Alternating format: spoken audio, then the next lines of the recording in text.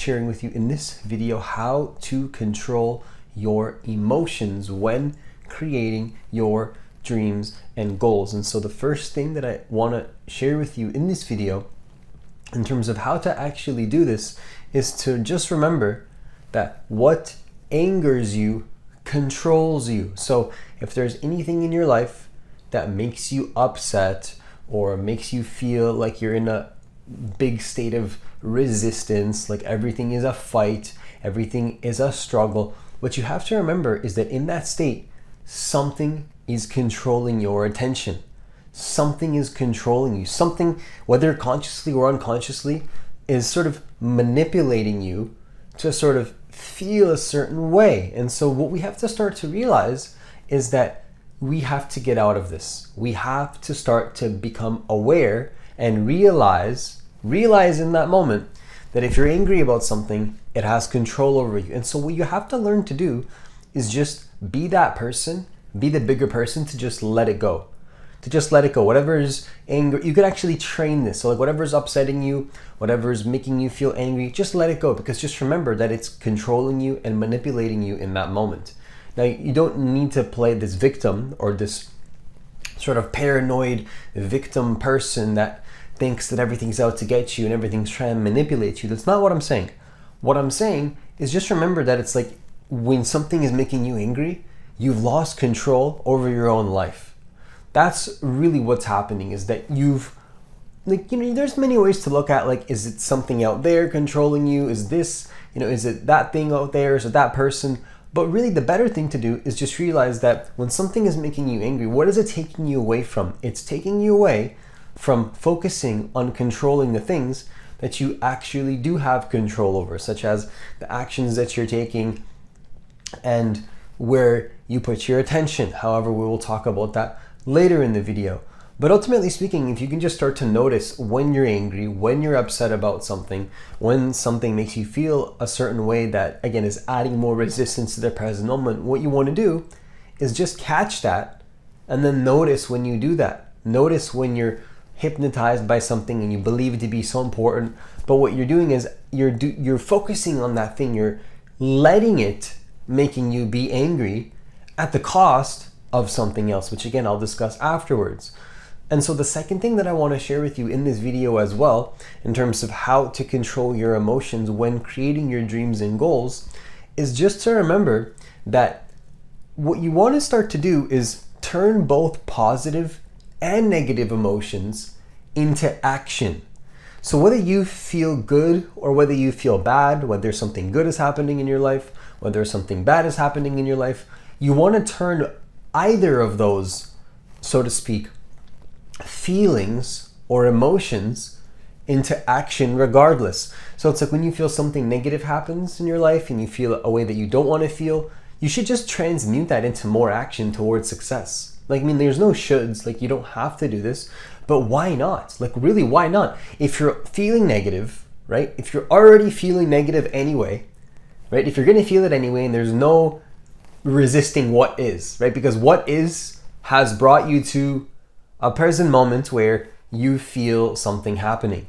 There's no reason to resist that, right? But then what we do is we do resist that, and then we fight the fact that we're resisting that, and then we make it even worse, and then we go into a downward spiral. But instead, again, on the flip side, it's like if you're going to feel negative anyway, why not just turn it into more action?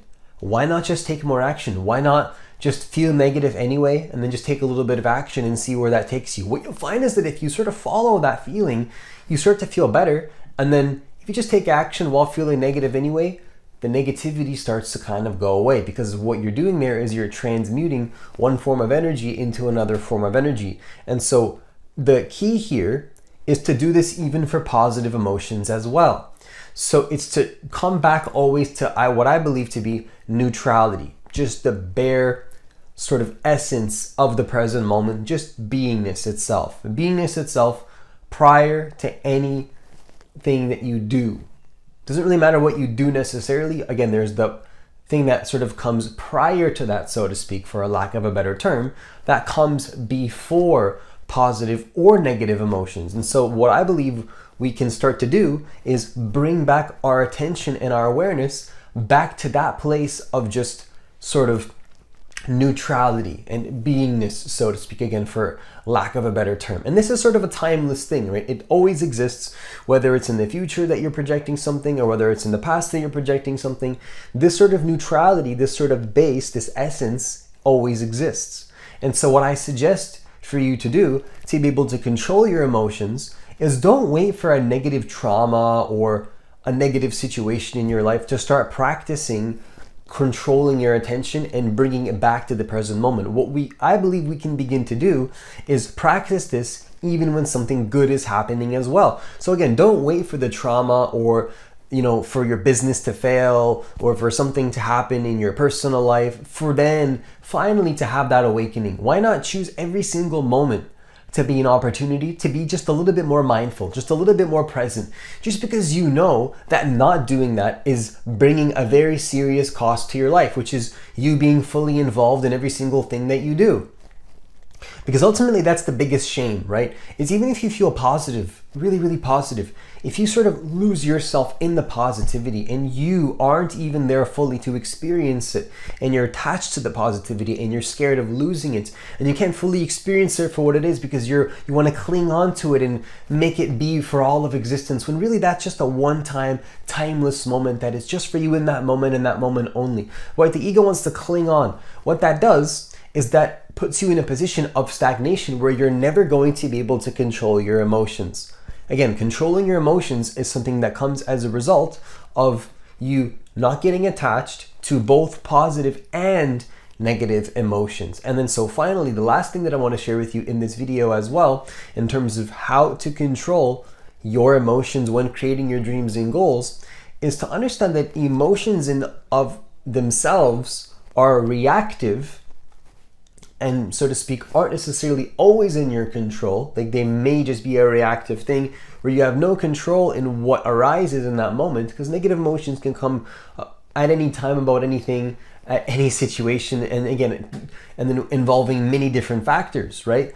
But controlling your attention is a choice.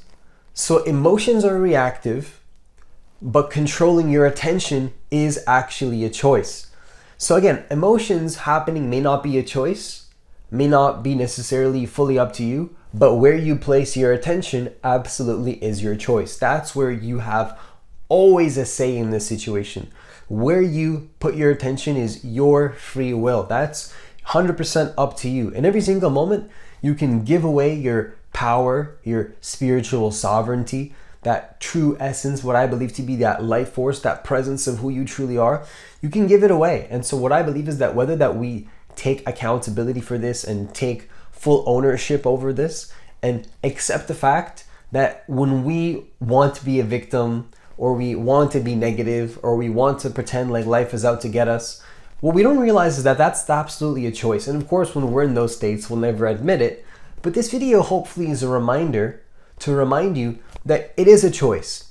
It is a choice to do that. And then instead what you can do, instead of trying to control every single feeling that happens in your life and think that you're going to finally achieve that perfect state of being where you're finally spiritually awake and everything is perfect and you've achieved the success and you've achieved the perfect thing in your life and everything just is perfect, right?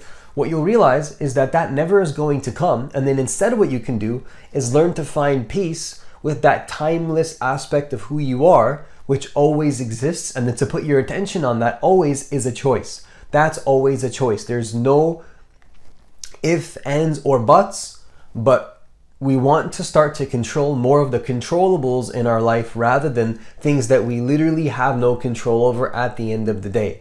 At the end of the day, you have who knows how many thoughts per day. Look it up online. It's going to tell you that you have 60,000, 70,000 thoughts per day. Probably true, right? Just think about your day. You probably do have about 60,000, 70,000 thoughts per day.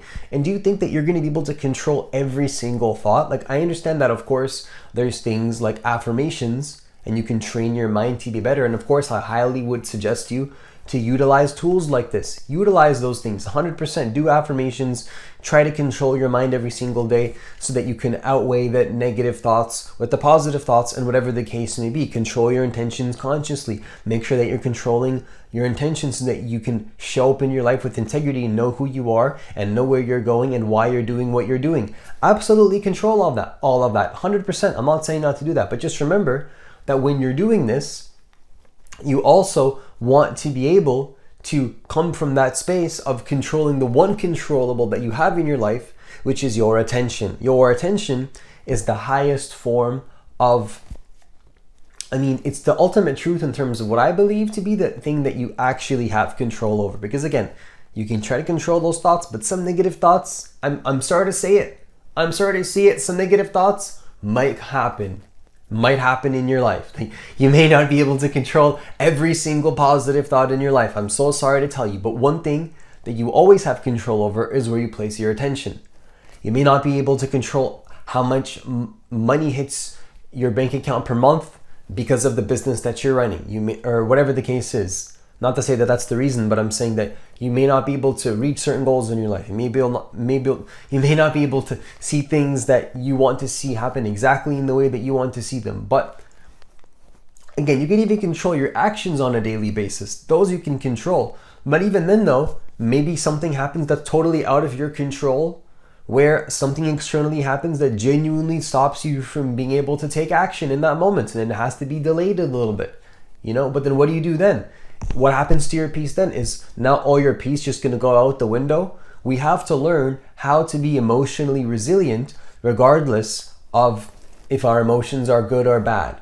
How to be actually sort of in that middle space regardless of, again, if something positive or negative happens in your life. But just remember that, again, all these things happening in your life are not really in your control anyway.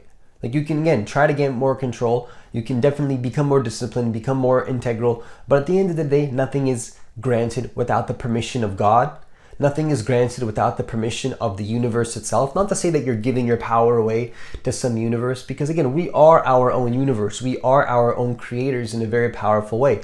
But at the same time though, I think that there's a divine intelligence that does create everything. And when we lack connection to this divine intelligence and sort of trust in that space of we don't know what's going to happen, to trust in that space of nothing's guaranteed in life. There's no guarantees whatsoever. When you don't know how to trust in that, you're always going to be subject to attaching to some idea, some ideology, some action plan, or some structure that you think is going to bring you peace. But then you'll always find that something gets in your way. That something doesn't go according to plan. That something goes a little bit wrong. And I think that what we can do instead is set expectations properly. And remember that, I hate to say it again, nothing is ever going to go according to plan in your life, according to the plan that you have.